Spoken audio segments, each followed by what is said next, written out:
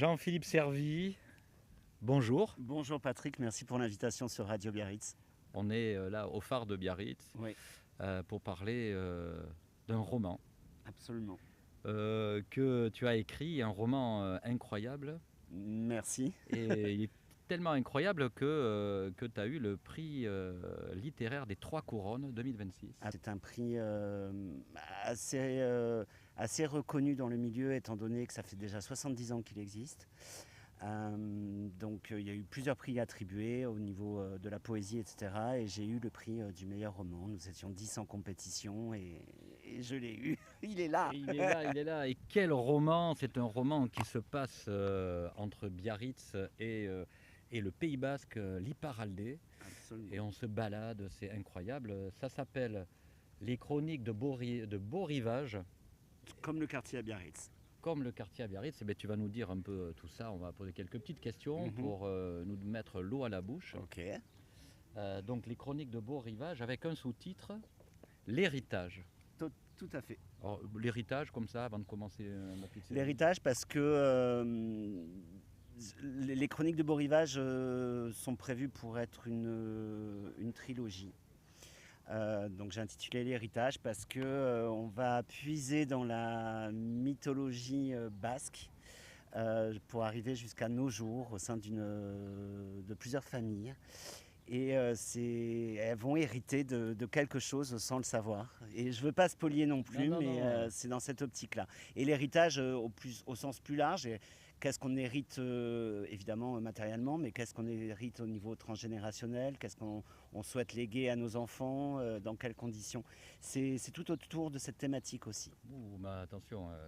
Donc, le roman s'ouvre à Biarritz, comme tu viens de Oui. le dire. Dans une impasse, l'impasse Beau Rivage. Oui. Alors, est-ce que tu peux nous situer un peu cette impasse Beau Rivage? Est-ce qu'elle existe cette impasse? Non, alors l'impasse Beau Rivage est fictive. J'ai rencontré des gens du quartier qui m'ont dit qu'autrefois il y avait effectivement une impasse Beau Rivage. Je l'ignorais quand j'ai écrit le bouquin, donc pour moi elle est totalement fictive. Il existe bien le quartier Beau Rivage évidemment. Moi je suis originaire du quartier Saint-Martin, C'est pas très loin. Non, c'est pas très loin.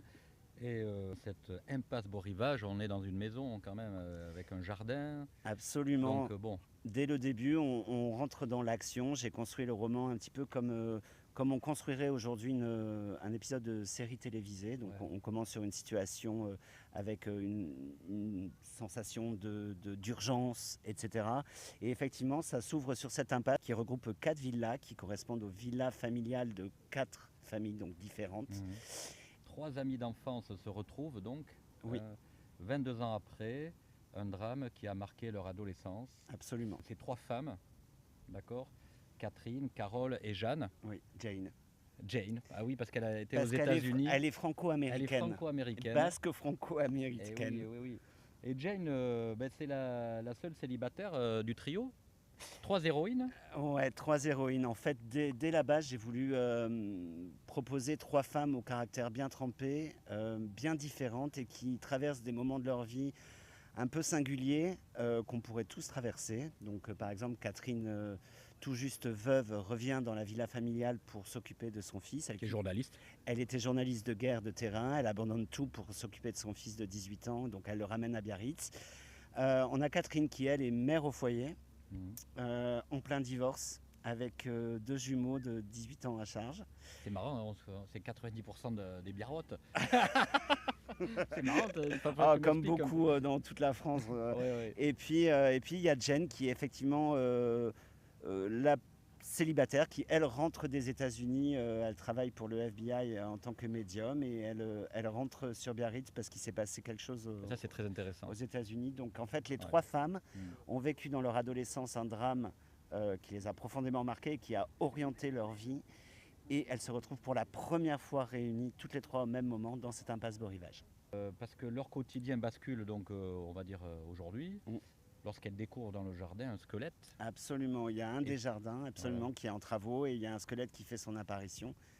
Et du coup, on plonge dans une oui. enquête. Et Donc elles s'appellent les unes les autres et puis ça leur ravive des souvenirs. voilà, exactement. Puis dès le prologue, donc dans cette fameuse scène dont je vous parlais tout à l'heure, il y a des éléments, par exemple, ils reçoivent un colis qui a été envoyé en 1985 à remettre à l'une d'entre elles à ce moment-là précis et à cette date-là précise. Oui, c'est au début. C'est au là tout où début. où s'installe l'intrigue au début. Absolument. Effectivement, c'est écrit comme un film en fait, Ouais, un thriller, un vrai thriller très sympathique. Donc effectivement, donc elle découvre un squelette avec. Bon, alors après, comme dans les films où le squelette, il y a des choses étranges, il y a des positions, il y a un objet. Absolument, il y a un objet en plus, voilà. qui rajoute de l'intrigue dès le début. Et puis d'un seul coup, ça leur ravive. Alors là, des ça leur souvenirs, ravive les souvenirs, une entre autres. promesse d'enfance. Exactement, exactement, d'enfance et un on en drame parle. et ça a fait écho au drame qu'elles ont vécu 22 ans plus Mais tôt. un drame qu'elles ont tenu secrète jusqu'à aujourd'hui. Elles ont tenté de le passer, ouais. De passer au-dessus, ouais. Et de se reconstruire, mais quand on se construit sur des mensonges, ça va. Mais elles ne se démontent pas, ces 3 femmes. Non. Parce qu'elles vont démarrer une enquête à travers tout le Pays Basque. Oui. Alors de Biarritz à Irati, alors là on voyage. Hein. Ouais. Alors il y a tous les clichés, ils vont. La vallée de Baïgori, les grottes de Zugarramurdi. C'est ça, on va sur Hendaye aussi. Et c'est là où en fait la médium du groupe, Jeanne, c'est là où tout prend sens parce qu'elle rêve de Shabbat, elle rêve de danses et tout ça, choses. De choses Exactement. qui en fait lui les oriente. La guide, voilà, absolument, les oriente dans leur enquête, en tout cas. Mais pour le Pays Basque, j'ai absolument tenu à le mettre en avant. C'est bien plus qu'un simple paysage, je dirais que c'est même un personnage. Le temps aussi, la météo qui est attribuée au Pays Basque en fonction des scènes est vraiment typique de notre coin et s'adapte à l'intrigue. Donc pour moi, le Pays Basque est vraiment très vivant. J'ancre évidemment dans notre belle région parce que j'y ai vécu très très longtemps. J'en suis originaire et il me semblait intéressant d'exploiter cet aspect-là et de le présenter au plus grand nombre des lecteurs, notamment en France. Je me rends compte dans les tournées dédicaces, notamment quand je suis sur Paris, etc. Tout le monde entend parler de Biarritz évidemment, mais ignore beaucoup de choses sur le Pays Basque. Donc au travers de ce bouquin, je suis content d'apporter un petit peu de visibilité sur notre Pays Basque. Donc c'est pas que de la fiction, tu t'es appuyé sur des légendes existantes, absolument, des histoires existantes. Alors pour la petite histoire, il y a à peu près 5-6 ans, on m'offre un bouquin de mythes et légendes basques, assez enfantin, mais à la lecture suffisamment prenant pour que ça me débloque beaucoup de choses dans mon imaginaire. Et j'ai dit, il y a vraiment matière à faire quelque chose. Quand on parle de mythes et légendes en France, on se tourne très très souvent vers la Bretagne parce qu'elle est riche. Mais en fait, notre région basque en possède tout autant et elle est plutôt méconnue. Donc voilà, j'ai puisé effectivement, grâce à ce bouquin qu'on m'a offert pour enfants, tout l'imaginaire. Et puis ensuite, je suis allé me renseigner sur l'histoire du Pays Basque. J'ai essayé de regrouper avec des faits historiques et effectivement il y a ce fameux... l'histoire des sorcières à Zugarramurdi. Absolument, la chasse aux sorcières sous Henri IV et sous l'impulsion de Pierre de l'Ancre avec l'Inquisition au Pays Basque qui a fait énormément de victimes, notamment chez les femmes. Et je tiens quand même à le rappeler, c'est un fait qui est important, cet événement historique se passe 80 ans avant les événements de Salem aux États-Unis, qui sont pour le coup très médiatisés. Ouais. Et c'est les prêtres ou l'évêché de Logrogno qui a condamné les filles de Zugarramurdi, complètement. Les femmes de Zugarramurdi. Oui, absolument, qui ont été brûlées. Mais j'invite tous nos auditeurs à aller à Zugarramurdi, aller au musée. Aller au musée, visiter les grottes. Visiter les grottes. Tous les lieux. Et aller à la fête de Zugarramurdi qui est excellente. Oui, complètement, c'est vrai. Tous les décors que j'utilise, mis à part l'impasse Beau-Rivage qui est fictive, tout le reste, les gens peuvent à travers le bouquin, et s'ils souhaitent venir passer leurs vacances au Pays Basque, peuvent suivre tous les lieux qui sont marqués dans le bouquin et revivre l'aventure à travers ces lieux-là. Une aventure de légende, des vacances de légende, ouais. Avec comme guide les chroniques de Beau-Rivage. Exactement. Donc Jean-Philippe Servi, donc du coup tes héroïnes naviguent entre secrets de famille. Donc c'est vrai que la famille au Pays Basque est importante. C'est très importante et personnellement ça l'est aussi. On a été, j'ai la chance d'être issu d'une famille italiano-basque. Donc autant te dire que la famille est un clan et c'est pour ça que voilà, dans ce roman-là, il y a cet aspect-là aussi, cette valeur-là qui me tenait à cœur. Donc les légendes basques, on en a parlé, tu as été inspiré donc, par un livre d'enfants Exactement. qui donne, mais c'est vrai qu'ils sont très beaux les ouvrages des légendes Oui. qui parlent de toutes les légendes au Pays Basque. C'est très illustré souvent, parce que d'abord c'était une tradition orale pendant longtemps. Ça a été mis par Les écrit, légendes, me ouais. semble-t-il, à la fin du XVIIIe siècle, ou début Les premiers 19e. écrits, tu veux Ouais, dire. ouais, ça a été, vu que tout se passait par l'oral, effectivement, ça a mis du Eh temps. oui. Et alors les rites de sorcellerie avec Zougar Amourdi, Mm. et puis les rêves de Jeanne c'est très visuel en fait. Ton roman est très visuel, c'est vrai. On s'imagine vraiment un film, hein. Alors il y a des images sensuelles, il y a et puis voilà, on s'y voit vraiment parce que tu décris vraiment. Je décris sans que ce soit lourd parce que Mm. je suis un lecteur et c'est vrai que les descriptions ont tendance à me peser dans les romans, puis c'est moins actuel qu'il y a quelques années. Donc je reste assez superficiel sur les descriptions, mais on est très vite immergé dans l'environnement. C'est vrai, on me le dit souvent que mon bouquin est visuel et c'est pour ça, initialement, j'hésitais entre écrire un scénario ou écrire un roman. Et finalement, j'ai choisi l'option roman. Mais donc, d'où le côté visuel aussi. Puis je suis aussi artiste peintre. Donc forcément, tout passe par la sensation, le visuel et voilà. Donc c'est toi qui as fait la couverture ou pas? Alors la couverture, ça a été non, ma maison d'édition, les éditions Baudelaire, que je remercie d'ailleurs au passage, qui ont suivi certains de mes conseils et j'avoue qu'ils ont fait un travail remarquable sur la couverture. Et donc du coup on parlait de trois héroïnes, mais il n'y a pas que ces personnages qui traversent. Non, il y a euh, 3 Il y a héroïnes, des hommes aussi. il y a des hommes Eh aussi, oui. donc 3 héroïnes, leurs enfants bien évidemment, et puis effectivement il y a d'autres personnages qui viennent agrémenter l'intrigue et développer toute l'histoire, quoi, tout simplement, et ils servent. On a par exemple un monsieur qui travaille, Bichente, qui travaille à la médiathèque, qui est un surfeur, ça pourrait paraître très stéréotypé, mais en fait ça l'est pas du tout. Puis d'autres personnages, des médecins de famille, etc. Eh oui, très bien. C'est vrai que tu parles.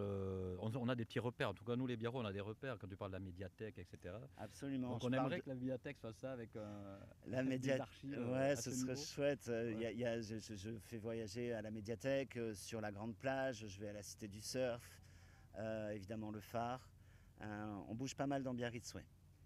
Et quel est l'endroit, en fait, en Iparraldé que tu le décris le plus dans le livre? J'ai pas de préférence, j'aime tout le Pays Basque, donc j'ai essayé de bien équilibrer les choses. Les gens retiendront certainement Biarritz parce que Ah oui, l'impasse est à Biarritz, parce que j'en parle pas mal au début. Et puis Biarritz on a des repères. est connu aussi maintenant dans le monde entier, et puis encore on le voit aujourd'hui avec Chanel. Donc les gens retiendront, je pense, davantage Biarritz, mais c'est bien, ça met en lumière le reste du pays. Alors, c'est un thriller aux frontières du fantastique. Ouais.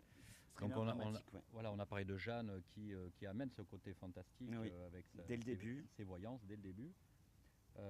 On parle de mythologie. Oui, Quand on parle de mythologie basque, on parle de Marie. oui. Alors, quel sens tu donnes qu'est-ce que c'est pour toi? Ça représente quoi, Marie, M-A-R-I, pour toi? Quand j'ai fait mes recherches sur le Pays Basque, Marie était donc une divinité. Et cette divinité bah, a donné naissance aux sorcières, etc. Il faut savoir que le premier nom de Marie était un nom basque. Alors je ne l'ai pas en mémoire, mais sous le développement de la chrétienté au Pays Basque, ça a été transformé en termes de Marie, M-A-R-I. Donc on peut l'assimiler à ce moment-là de l'histoire du pays. Et oui, c'est un personnage important, Marie, même à Radio Biarritz.